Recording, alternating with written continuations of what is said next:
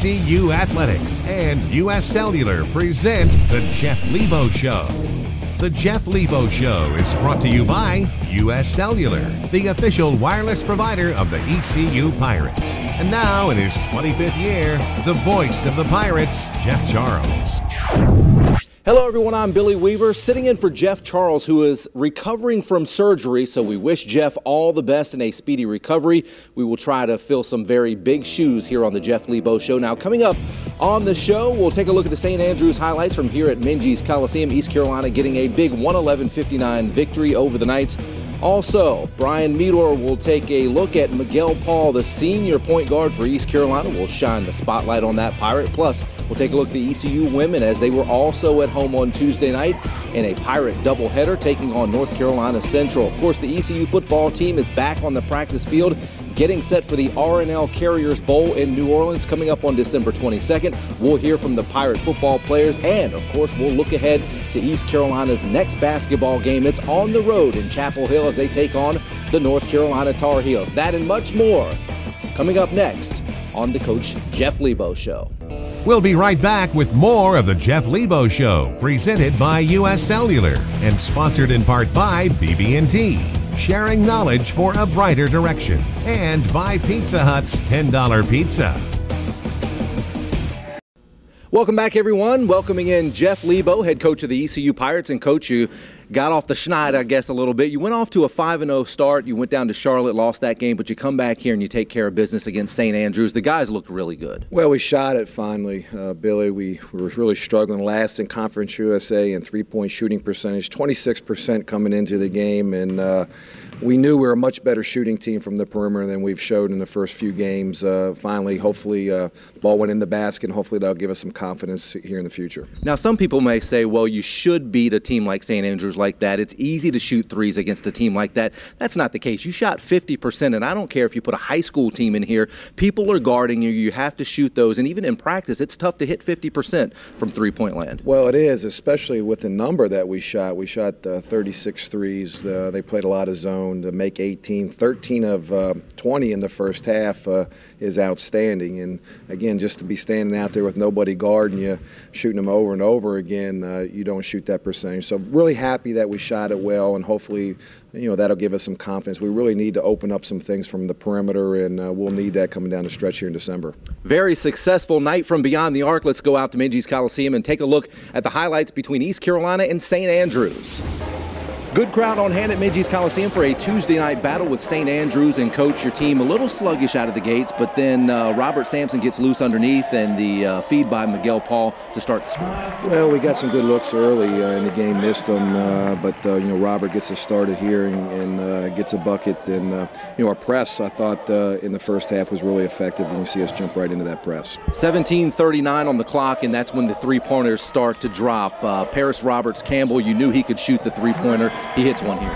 Well, it's great to see Paris start the game with a make, and I think that was the start of the contagion of the three-point shot here, and nice to see him step up with confidence to make that first one. Pirates out to a 4-point lead here on the dunk by Robert Sampson going inside out, and then a Marshall Gilmet layup here, and you're starting to roll a little bit, and you've talked about the bigs all year and the young guys getting into the flow. Well, again, we had a big size advantage in this game, and we used it to our advantage, and they really packed it in there and gave us some openings on the perimeter to shoot the open threes. Here's where East Carolina starts the run. It's 14-8 here on a layup by Miguel Paul, and then another three-pointer outside Shamar Bowden. You knew another guy that could hit the three, and he knocks this one down to make it a 17-8 game. Well, again, makes his first one, makes all five in the game, and you see again the contagious three-point shooting here as you see Akeem getting ready to step up and right after that and make one from deep. Yeah, and four straight three-pointers for East Carolina. You've got Bowden, Richmond, and then Bowden again on two consecutive three-pointers. He was really starting to get into a rhythm. Well, he was, and it's nice to see. He's coming into the game shooting about 20% from the three. We all know he's a much better shooter than that. He got into a rhythm tonight. Maurice Kemp, one of those guys that can jump out of the gym, very athletic. He's a good all-around player, but shows some really nice touch on this shot here. Well, he's really good from 12 to 15 feet shooting the basketball, and again, he's been struggling from three a little bit, but when he gets it around that 12-foot mark, he has nice touch, as you said, to be able to finish off this play. Akeem Richmond knocks down a three-pointer, and just like that, it's 41-19. You're starting to really increase the lead. And a guy I like to see on the court, Peter Torlak, and he seemed very confident out there in hitting this three to make it 44-21. He played very well in his time that he got in the game, and he was confident, ran our team very well, and made the right plays in the game. Peter Torlak here with another basket to make it 61-26. You've hit the 60 mark, and then how about Akeem Richmond with one of 13 three-pointers in the first half, 64 points. It's a record for East Carolina in any half. Well, I thought we were going to get the tacos in the first half from this one, so I was excited here to get that out of the way. It's so funny because that you say that. I text my son who wasn't here, and I said it was 64-30 at halftime, and he said tacos for everyone. That's right, so we're excited about that. Everybody gets a couple. Let's start off the second half highlights here, and Ty Armstrong inside to give your team an even more lead, and Ty Armstrong once again with a dunk here at 69-37 East Carolina. Well, I don't think we started the first 4 minutes of the second half particularly well with our starting group, but I thought Ty was really aggressive in the second half when he did get the ball around the rim area. Earlier in the week, we talked about Shamar Bowden. You said you were waiting for him to shoot out of this slump. Well, I'll tell you what, 5 for 5, 15 points, all from the three-point line. And he looked good shooting, and I think the one thing we've worked with Shamar a little bit is trying to get his arc on his ball up about 6 to 8 inches, and I think he's been a little bit flat, and that showed tonight, that improvement. We also talked about Marshall Gilmette, his ability to face up the basket, gets the shot to fall here. Well, he's a good jump shooter. You haven't seen it much. He hasn't had many opportunities to shoot the ball from the perimeter in our first games, but that's something that we're going to continue to develop. And what are you thinking here? It's 99-53 when Akeem Richmond hits this three-pointer, and then he hits back-to-back three-pointers. His second three-pointer in this succession here, right here, kind of sets the tone. It marks the record for 18 three-pointers in one game. It's a school record. Well, I didn't know what the record was. I knew we had a lot, and I knew we shot the ball awfully well. And Akeem's not shy. When he got open, he was going to put it up there, and he played with a lot of confidence in this game. A good night for everyone all around. The players, coaches, and fans get tacos. It's 111-59 is your final. Well, for one, I don't think I never really lost it. It's just been this year. It's been like I hadn't really got a rhythm going. Yeah. Like I've been, maybe maybe 1 0 for 2 here, 1 for 4 there. I hadn't really got a rhythm going yet, and I think this will help me though into going into games further on. Seeing some more, go in. I think that'll give me a push. I think that's really all I needed though. We watched the clips on St. Andrews. Knew they played a lot of zone, so Coach Lebo just told us to go out there and shoot the ball with confidence. And that's what we did. I feel like it builds our confidence. We haven't really been shooting the ball well. We're capable of doing that, and we proved that tonight. Hopefully it carries on to UNC and the other games also. So there you hear from Akeem Richmond, and Coach, you knew a guy like Akeem Richmond could hit the threes. Shamar Bowden came out and hit 5 3-pointers. Corvon Gaines with 3 threes. The guys just really lit it up. Well, it's contagious. When you make them, it's contagious. When you miss them, too, it's contagious. But I'm glad to see we had good balance on the perimeter, making some three-point shots. We still have 1 or 2 guys we think can shoot better. Maurice Kemp has struggled, 1 of 11 from 3. We know he's a better shooter than that. But they just got to see that ball go down through the hole. And when they see that, the rim looks like a hula hoop. A record-setting night. Did you realize that 18 three-pointers that were shot in the game was a school record? Well, I didn't know. I didn't know what the record books were. I knew 13.5 was probably the most I've seen as a coach, but I was glad to get that, and I think our kids were excited to make 18 in the game. Obviously, is a big number. I know in the post-game press conference, our own Brian Meador asked you about how it felt to win number 250 in your career, and you kind of gave him that look like, huh? Did you really not know that you had won 250 career games? I really didn't. I had no idea. I was just preparing for the next game, and good thing they didn't talk about how many losses I had also, Billy. So I think you're on top. I think you're on the plus side. If I was not on the plus side, I probably wouldn't be talking to you right now here today. But I've been in it for a long time, and I've had a lot of good players, and just very fortunate. And I've been through so many games as a player and a coach. You don't ever know what your record is, but it was exciting to get that one done. Well, hopefully you'll get 251 here soon in Chapel Hill, and a little bit harder to come by, I'm sure. Well, if we get that one, I will remember that one. I'll tell you that. All right. We'll be back with more of the Coach Jeff Lebo Show right after this.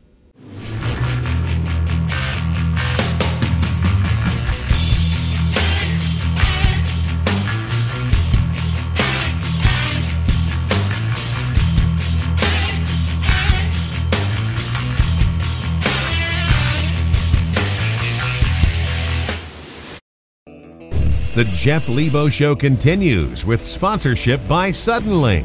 Bundle and save with Suddenlink. Call 1-877-807-3806 today. And by Coke Zero. Every sip of Coke Zero is like a game-winning shot for your taste buds.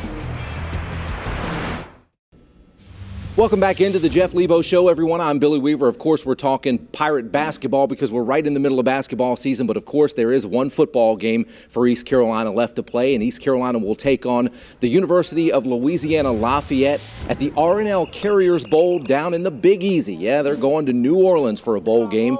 And, of course, the Pirate players hit the practice field for the first time on Tuesday, getting set for that big bowl game. Let's take you out to the practice field now and check in with Ruffin McNeil, who says, you know what? The Pirates aren't so much focusing right now on Louisiana Lafayette as they are themselves. There's 12 days before we go to the bowl site. The first 5 days, like I mentioned, will be geared toward fundamentals, keeping them fresh, the guys that get the majority of the reps during the year, but at the same time keeping them sharp, development of our young players. The next 7 days will be geared toward the opponent, and it'll be just like a rehearsal before we go down to the bowl site. So it is a process that we take pride in, and we're looking forward to the development of our entire team. But that's how we broke it up, 5 and 7 days before we leave to go to the bowl site. You know, it is a lot of fun. You know, we're excited to be able to play one more game, and, you know, obviously going to a bowl game, playing a great team in Lafayette. And, you know, it's always fun to be able to continue to play throughout this few couple of weeks and get prepared for them. Last year, you know, you go home and it's home for too long, you know, nothing against being home. But, yeah, it's good to be out here practicing again, just kind of getting the swing of things and get out here with the boys and just getting better. I think we had a pretty good practice today. You know, obviously we were off for a couple of days, so a few things here and there we need to correct, but I think we had a pretty good practice today. A number of Pirates earned all-conference honors. Wide receiver Justin Hardy, the Vanceboro native, earned first-team honors after hauling in 83 catches, totaling over 1,000 yards and 10 touchdowns on the season. Outside linebacker Montese Overton was named to the Conference USA All-Freshman team. The former South Central High School standout logged 29 tackles in his first year on the active roster, with 10 of those stops coming against Southern Miss in Hattiesburg, Mississippi. He also returned a fumble for a touchdown in that football game. Including Overton and Hardy, 13 Pirates total earned postseason honors. Time now for a look at ECU women's basketball. The Gals played host to North Carolina Central on Tuesday night. Brittany Edwards inside for 2. She had 12 points. Celeste Stewart also pitched in 12 points. East Carolina gets the win 65-28. They improved to 7-2 on the season. 5, 4, 3, 2, 1.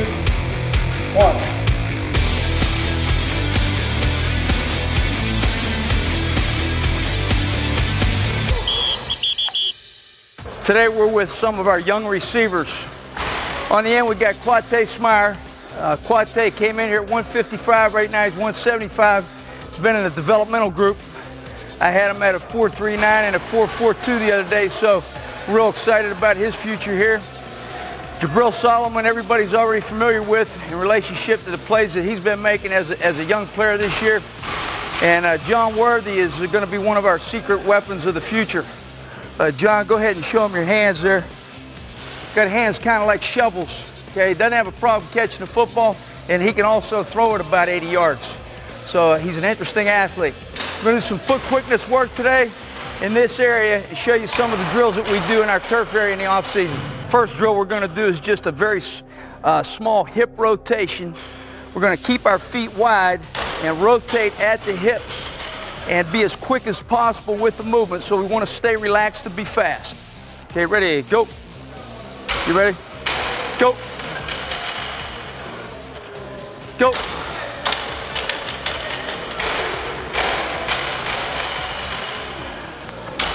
All right, good job. Okay, this particular drill is actually the same type of drill, with the exception we're going to go forward and then backward with it. Ready, go. Get low, that's it, quick, go. Sit, stay relaxed, go. Sit. There you go, that's the way to move, Come on, finish now, finish. Sit, rotate at the hip. Good.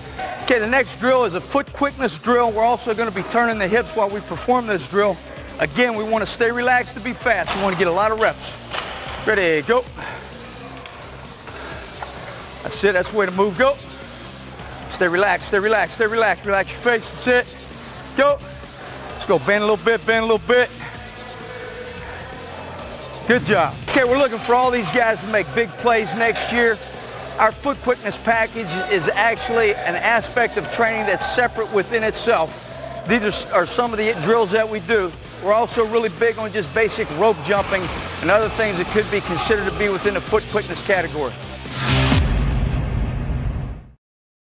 Remember, Pirate fans, you can be a part of the Jeff Lebo Show. It's Ask Coach Lebo, powered by U.S. Cellular. Text the word coach to 94597. You'll be asked to submit your question to Coach Lebo. He'll pick one to answer each week. Here now is Coach Lebo.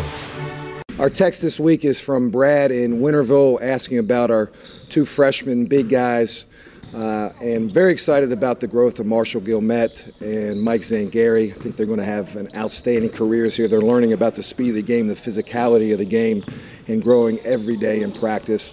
Playing major minutes for us here early. We hope that continues for both of them.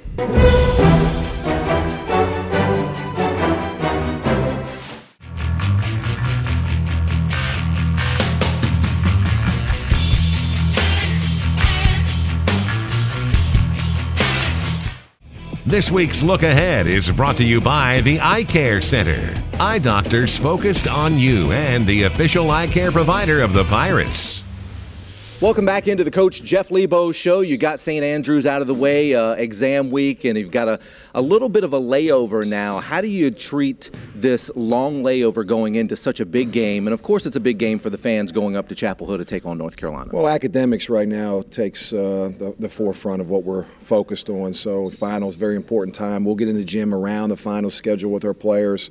We'll be abbreviated a little bit here. And really, you know, the last 3 days before the North Carolina games where we really start to focus on game preparation and coming together as a team. So be a big game, fun game for everybody. I know our kids are really excited about the chance to play on that stage.